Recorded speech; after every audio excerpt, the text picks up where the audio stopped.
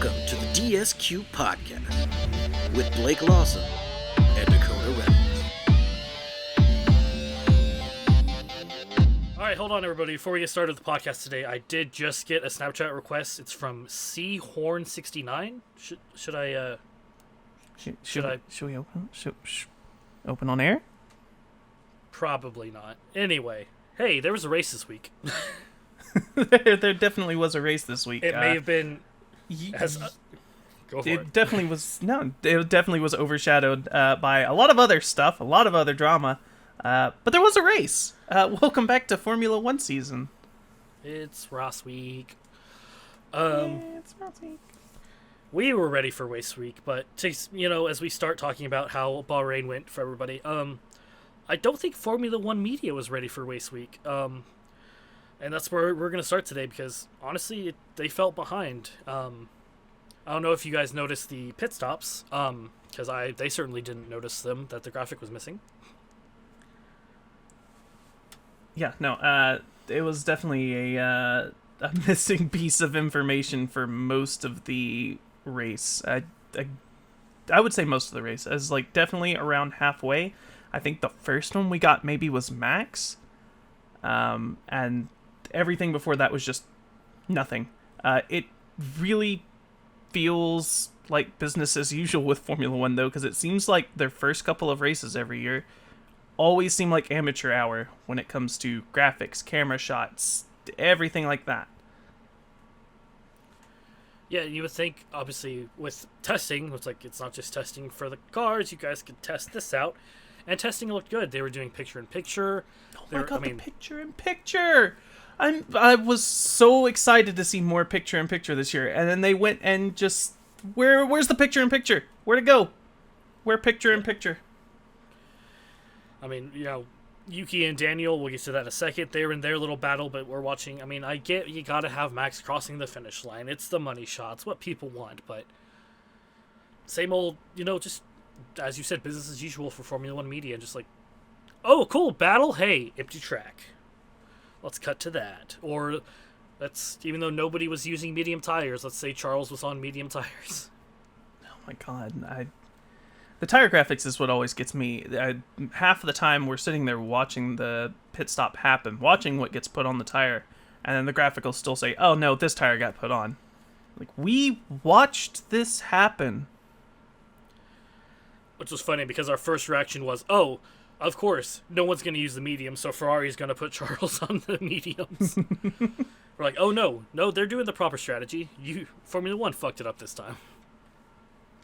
Yeah, no, I mean, either was a equally likely opportunity to happen, but yeah, for once, Formula One media beat out the Ferrari strategists.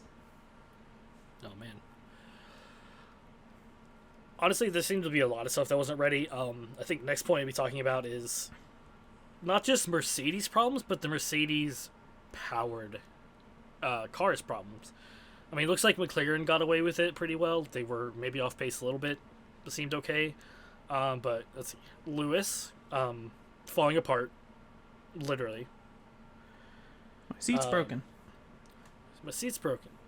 My seat's gone. I said McLaren was fine. I forgot. Lando already taking new power and control electronics? I believe both, yeah. I was definitely control electronics. I think not a full power unit replacement, but he did have... I literally have the computer in front of me. I can pull up exactly what the FIA document is, but continue on while I look that up. Yeah, so Lando, first race already taking... and then... Williams just, everybody's so excited. They finally have the screen in the keyboard matching the rest of the grid, or in the keyboard, in the steering wheel. Jesus. And it seems to have problems. Alex, among his overheating issues, was complaining about him trying to do brake balance and other engine mode changes and just not responding. The Logan spin out was allegedly him just the brake balance not responding and then suddenly responding and having something like a reported 30 different, a 30, I don't know if it's negative or positive differential. I guess it's not necessarily a Mercedes thing, but they do have the modified Mercedes gearbox, so they're working off spec a little bit, and I don't know. It seems we might have some more problems down the road if you're running a Merc, if you're a Merc customer or Merc themselves. Although we say that, I was like the first. It was maybe last year or the year before, when Red Bull seemed to be having problems, and then Ferrari seemed to be having problems. I think last year, and then it's all just a back and forth of like, hey, the first race has always got some engine manufacturer, some powered manufacturer has problems, and then the rest of the year they're perfectly. I'm not gonna say perfectly fine because Ferrari exists, but for the most part, everything seems to run smoother. And in fact, side note, the McLaren for Lando was the control electronics and the energy store. Energy store. Which allegedly Lewis could have also used a new one, even though I thought they said on broadcast that it was actually working fine. He just used up all the ERS already, so. That's what I thought as well as what they had corrected on, but I was like, I'm not too sure about that. I was, the Logan incident sort of had me a little bit excited, because I was like, oh, we already have one of our questions answered on our predictions list, and no, it turns out he got everything running again, and I had to do a little quick scribble on what I had wrote down on saying that he was the first out. Can you blame me? Yeah, and I mean, kind of jumping around a little bit, we did not have any DNFs for Bahrain, which is, I looked it up, last year we had 3, which led me to the joke I said right before we started was, as bad as Alpine has it, Esteban still finished better because he engine failed or mechanic, I can't remember which one, even though I just looked at it, on lap 13 last year. Oh. So, Alpine did make some headway from last year, maybe, in this particular instance. Well, this particular instance. Yeah. We did have, like, kind of the classic DNF contenders. Logan spinning out, where I've seen this one before. And, of course, the Turn 1 incident, Valtteri, Lance, and Hulkenberg, like, to quote another meme, why is it always you 3?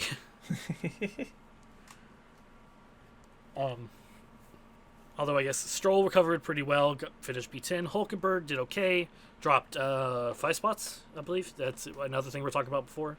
You said Hulkenberg Yep. dropped 6 spots. 6 spots.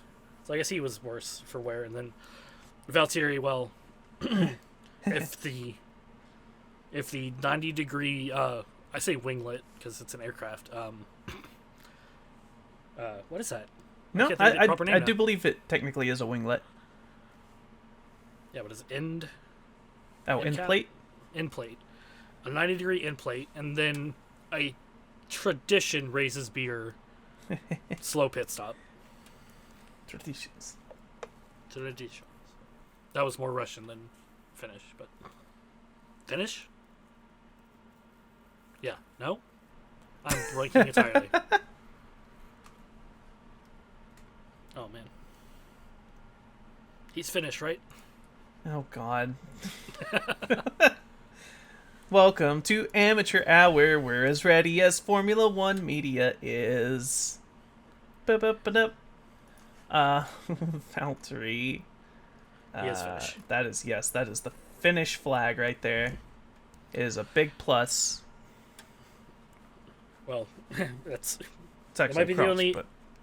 Yeah, it might be the only finish he may be getting, depending on how bad his luck is. Which yeah. that rolls into my going back to our predictions. I did say Valtteri was going to be either the most or the first DNF. I can't remember which one. I think the first. Because I think the most I had for Alpine, which hey. We're looking good. A thumbs up to the invisible camera that's not here. Although, let's see. Trying to think of a good transition, but I can't. It's like I'm trying to think of a good transition. It's like I'm making that turn, and I just lock up all my tires, and it just doesn't go. And you're gonna do that about 1,700 more times in the next 3 minutes. So the note I have is just Chuck, and then instead of Leclerc, it's Lock Car, because Because we're nothing if not meme masters. yeah. So what seemed to be, you know, we'll talk about Carlos in a little bit. What seemed to be, you know, with events from Lewis and Charles and other stuff, the Golden Boy Charles over Sainz tend to have a lot more problems locking up, yeah, pretty much every corner. Yeah, it was just a compilation at that point on the broadcast of just, hey, there's Leclerc again, and there he goes locking up again, going off track, taking it wide. It was a lot, and that saddens me because while I'm not the biggest Leclerc fanboy, I am still a Leclerc fanboy. That it hurts a little bit seeing that. for especially for, yes, like you said, the Golden Boy, one who actually has a seat next year, to just be, yeah, lock up and lock up and lock up and lock up and go wide and lock up. And was it overheating? Was it not? I could not, and me still being novice enough to not understand entirely. It was overheating on the brakes? To be honest, I didn't catch the explanation that they give, but my best guess, without looking it up at this current moment in time, would be probably yes, that the brakes were too hot. Maybe they should have put some full wet tires on there, because then it would have cooled it down. I mean, wouldn't put it past Ferrari. Or mediums. Oh, wait. Alright. So, there's not much to talk about the actual race, really, because, I mean, hey, Max pole. Hey, Max won. Hey, Max won by 22 seconds. Yeah, I got to see that visualized today. I was browsing through TikTok, and there was, hey, this is how much distance it was between Max and then Checo and Sainz, and wow, I was just sitting there waiting. I was like, yeah, surely we're there by now. No? It's a long time. Like, it's insane. Not only, by the way, was he 20 seconds ahead of them, he lapped every non-points paying position. Jesus. Yeah. I remember us joking. It's like, so does he get the 10th point? Or no, we were saying if he managed to lap Stroll, he should get the extra point for 10th too. Lapping the entire back half of the grid. I mean, obviously one or two. For sure Valtteri, for sure Logan, because they were already down. Yeah, But I was like, there wasn't much recovering that. I was like, I feel they would have done a little bit better. Logan was on pace to do well because he came off well off of the incident at the start, and I mean, Bottas usually has a pretty good perseverance about him, but Logan got screwed by the steering wheel, and Bottas got screwed by the front left wheel, and yeah, there's our bottom two. Otherwise, we would be talking about just how awful Alpine is, even though we already are. Which I guess we can. So it came out during, or it came out a little bit after Saturday's GP, that allegedly prior to even testing, that the Alpine, the head of Aero and the tech director, resigned, and they were at Bahrain in just their, for lack of a better term, their 2-week notice period. Like, that's insane. I don't know whether, if I were them, I would have my head hung in shame. I would have my hand in my face, just what in the world is going on with this team? Or if I would be just smiling, thinking to myself, man, it really is good to not be here in a couple of weeks. Goes back to the I don't know if it was the actual, I've seen it a million times, I don't know if it's the actual audio or somebody overlaid the audio, but it's when Lance goes up to Fernando or vice versa. Again, I'm tired.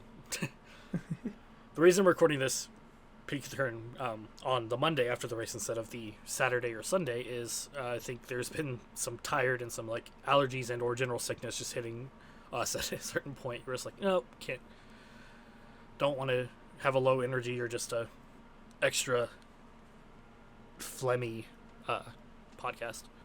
Not that you can definitely still hear it on my voice, but yeah. But anyway, it's eventually gonna happen. But so going back to my tangent was, again, don't know if it's real or not, but Stroll's asking Fernando, oh, how is it doing? It's like, glad you're not at Alpine, and then having a good hearty laugh at it. Yeah, which it's kind of crazy to think that 2 years ago he was in that seat, and I mean they were better back then, but nowhere near the success that he has had in that Aston Martin now. Yeah, they were definitely better. It's I don't know. It feels night and day, and the team that decided to go all in on the France seems to be waving the white flag. It doesn't seem to be going well for them. I'd like to wish all our listeners in France a good. You're not here, but anyway, if you were, goodbye. I'll miss you. Thanks for the statue. Right? Yeah, no. Thanks for the statue. Thanks for the inspiration for the many Eiffel Towers populating the towns in the U.S. Oh, man. So, I've been kind of delaying this one because I'm probably going to rant on this. Let's hear it. In classic AlphaTauri, V-Carb, Red Racing Bull, you screwed Yuki over, man, again. Yeah, I can't help but be wondering why. Like, it's the first race of the season. This is the perfect opportunity, if any, for you to just let your racers race. Let them duke it out. Let them see who has the speed, who has the strength, who can take these positions instead of trying to initiate team orders on the first race and then switch them around and then not switch them back. Yeah, that sounds like the things that, Alpine got in trouble for. Well, not in trouble for, but had the issues with last year with some swapping around and not being swapped around.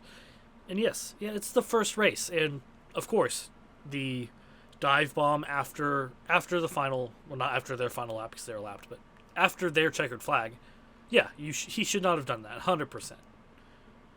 Uncalled for. Definitely a danger, but your pro racers, it wasn't as close as I think it was. A little immature. Yeah. But, yeah, that's just... I don't understand the call, and I don't know where the call. Like, am I blaming Laurent for this, our new team boss at V-Carb? Is this...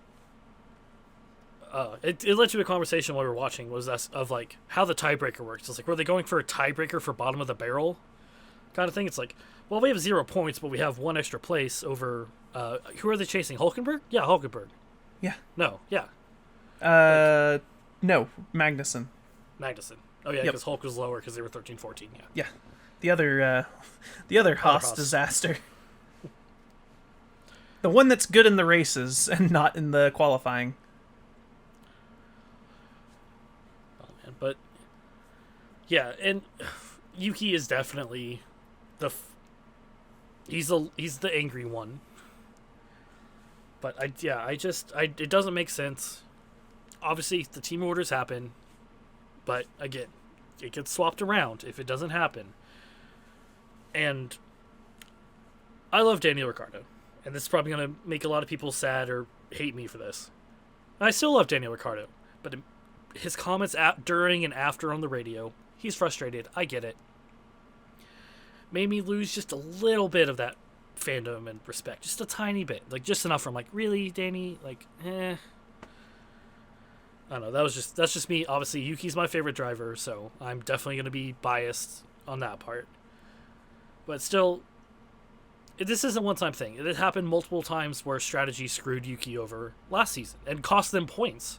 So to do all this for a 13th and 14th, potentially 12th place, seems not the play. It's not worth it. Yeah, no, I definitely agree. It's definitely one of those situations where if this was, end of the year and you're fighting for 10th, 9th, something like that, and trying to get those extra points, sure, I can get behind the driver swap and the not swapping back if you genuinely think that there's a chance that, hey, we could fight to the very end of this race to try to get this point position. But it's 12th, 13th, and 14th. It's the very first race of the season. There's in the longest season we have had. God, in the longest season. There's 24 races this year. That's so many races. Congrats, I was waiting Steve. on it. Please don't sue me, but congrats, Steve. New baby. Hey, Steve Dingle. There's your hockey reference for the episode.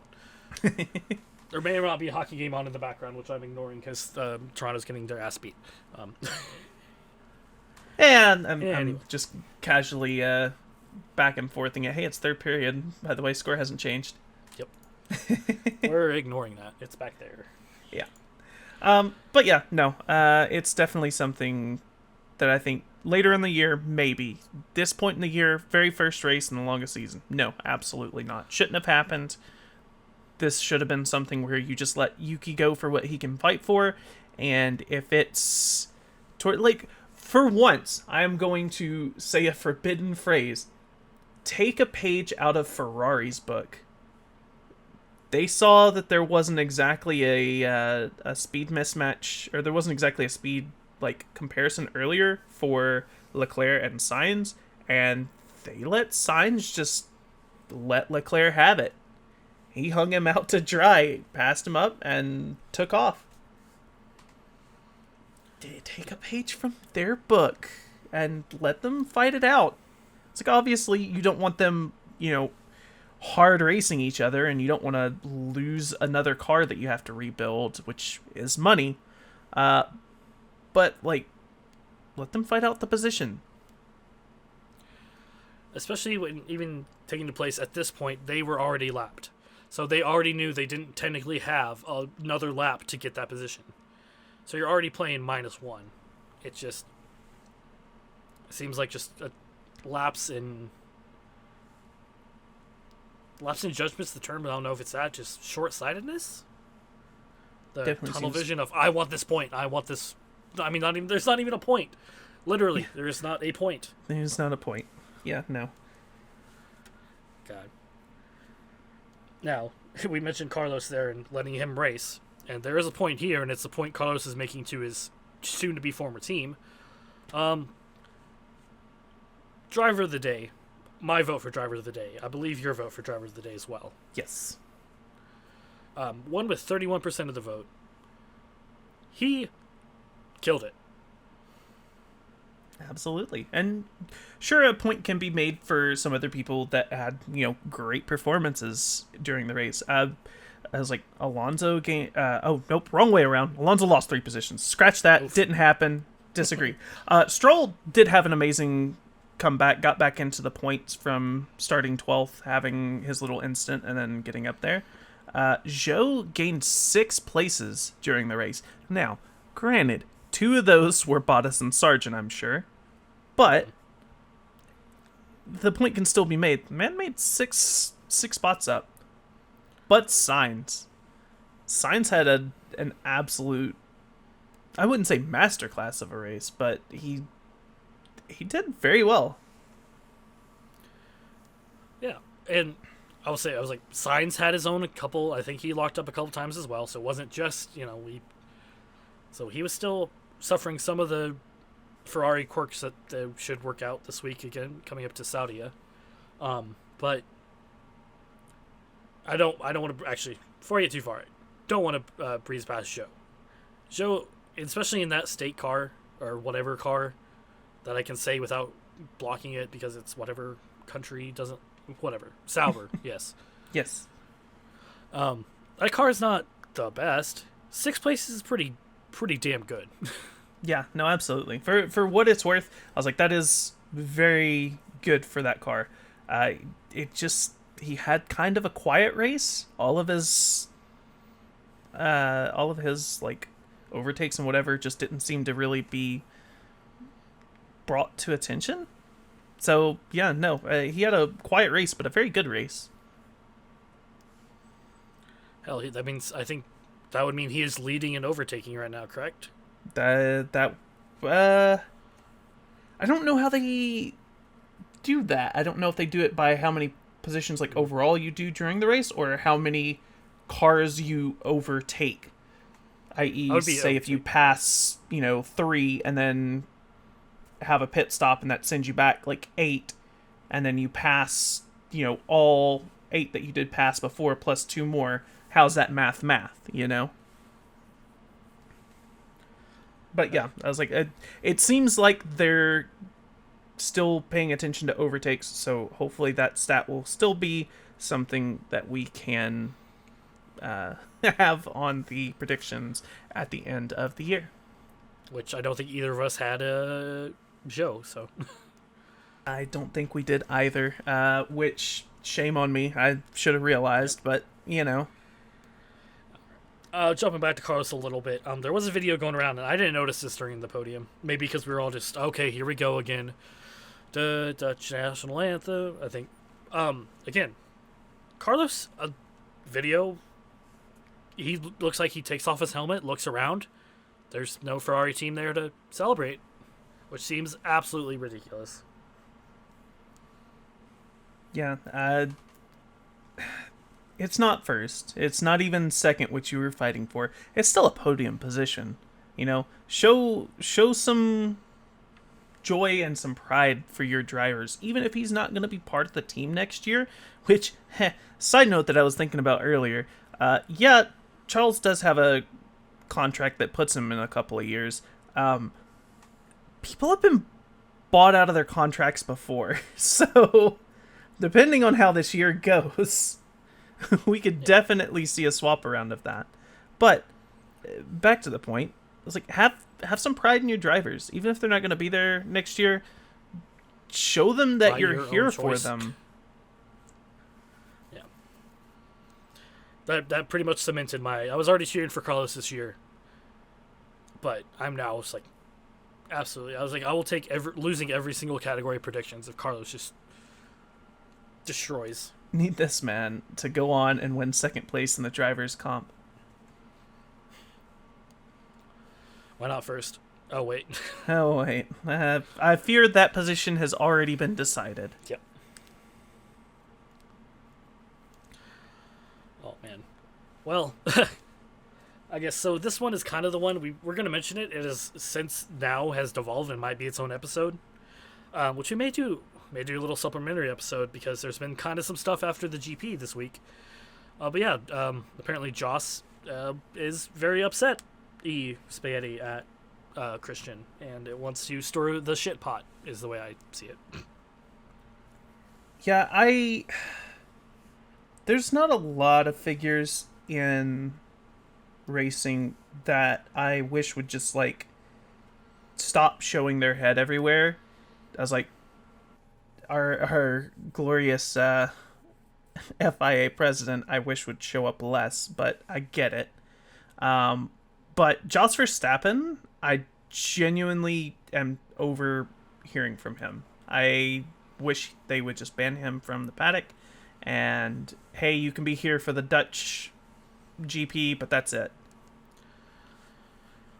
So, a couple days, I guess not a couple days, it is just Monday, so I guess a little bit earlier. Is it Tuesday? No, it's Monday. It is Monday. Okay, Jesus, man. I know. My work schedule has me all shifted around too, but it is Monday. We can't start off the race season on a Saturday race. We can't do this again, F1. No more. Yeah. No more Saturday race. Maybe lose. So all this, obviously, I've lost my train of thought entirely. All this coming out over the last couple days made me research Josh a little more. And if I'm incorrect, forgive me. He was Max's manager. He's not anymore. He is not employed by Red Bull Formula One team. He's been seen in the paddock wearing official team gear. And obviously he is very much putting his opinion upon the team and such, and saying things about the team in response to a sect of the team, whatever. Are you guys ready for my conspiracy theory? Do you have your tinfoil hat? It's firmly planted on my head.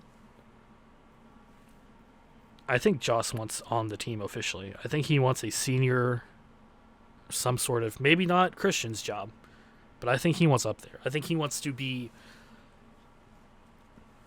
in charge, have some sort of power with the Red Bull team, with Max being there. That's my conspiracy theory with it. I think this is why he's doing this. I don't think I don't want to project what I think Joss and Max's relationship is. Nor definitely should I, nor is it my business. A lot like with the whole Christian thing, it's not our business. But man, I feel like Joss kind of just wants the Verstappen name recognition to really go through and really kind of reflect more on him. It does 100% feel like he's living vicariously through his son, which, granted, yes, the man raced before in Formula One. He had a pretty decent tenure of, 100 or so starts, and never won, but got a couple of podiums in. But I feel like... He had one really hot race in there. Yeah, one really hot race. Let's cement our going to hell. Anyways, I feel like he doesn't feel like he's done enough to put the Verstappen name up in lights, and now he's just trying to live through his son, and anything that gets in that way that might tarnish it, he wants to get out of the picture at this point. And I don't know that it's necessarily him wanting to have a senior position, which your conspiracy theory is perfectly a legitimate thought. But I do think that he is trying to strip everything that could possibly tarnish his sons and therefore his path to glory. If it could tarnish it, he wants it gone. Yeah, and to play the devil's advocate, I can see, yes, this does not look good for F1. It doesn't look good for Red Bull. It doesn't look good for Christian. But we have a race. It's in Saudi Arabia. Boy, didn't get rid of the... didn't really step out of the sketchy zone, did we? Absolutely not. But yeah, another race weekend coming up. Is there anything from Bahrain we have missed? I think we've covered most everything. It's most of the, hey, these people did great. Hey, these people sucked. Hey, there goes Charles Leclerc locking up again. And Max won by 34 seconds. The Red Bull... I think Red Bull's manufacturer is actually Lockheed Martin at this point. That was the secret sponsor that Gunther was trying to bring in. Gene didn't want anything to do with that one. The Haas Mechanics Boeing F-18 F1 team. Hey, I'd be down for that. We'd have to get Logan on that team. It's like, no, you're going over. Sorry, you have to. All right, so join us, I guess, next week for Saudi Arabia, another street circuit. We'll see if we have another Red Bull 1-2. Maybe we'll swap it up. Maybe Checo will get first. Doubt it, but you never know. This is definitely a different circuit than Bahrain. I feel like a lot less. I guess a lot less slow corner technical and a lot more, hey, let's throw as many S-curves into this as possible and then have just an ungodly straight line to drive through. As long as we can avoid some drain covers, I think at least Ferrari will be happy. I'm sure the rest of us will be too. All right. So speaking of podcasts of going forward, of course, we're going to try to cover every race weekend We will plan to record after the GP, and then try to have it up the following Monday. So record Sunday after the race, whether that be at midnight or whenever. I think Saturday races will still probably record because those will probably be a little bit later. But yeah, so be a lookout for that. Of course, on off weeks and summer break, we'll still we still be doing something probably. Whether it be ranting more about what has happened, or we got 13 contracts expiring at the end of this year. So many contracts. So many contracts. It's also no way they're going to wait till the end of the season. We're going to have a mid-season silly season. You know, we've done the kickoff party for silly season. We're not into it yet, so. Well, I wouldn't even say we've got the kickoff ready. It's just some people like to celebrate a little bit early. Oh, man. All right. I believe that is it. I'm rambling because that is just who I am as a person, unfortunately.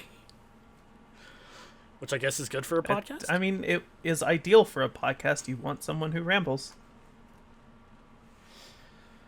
Oh, man. All right. We'll see you. Or we'll see you. Yeah, we'll see you. We'll see you. We're going to watch you through your preferred podcast player. I was like, I don't know how that's going to come across on recording on the live through my ears. That was very in my ear. I may have to edit that one specifically just so the audience can just really appreciate how deep that got in there. Mm-hmm. Okay there, Christian. All right. We're done. Follow the pod everywhere at DSQ Pod, and follow the crew at Medic50 and at GoluCody30.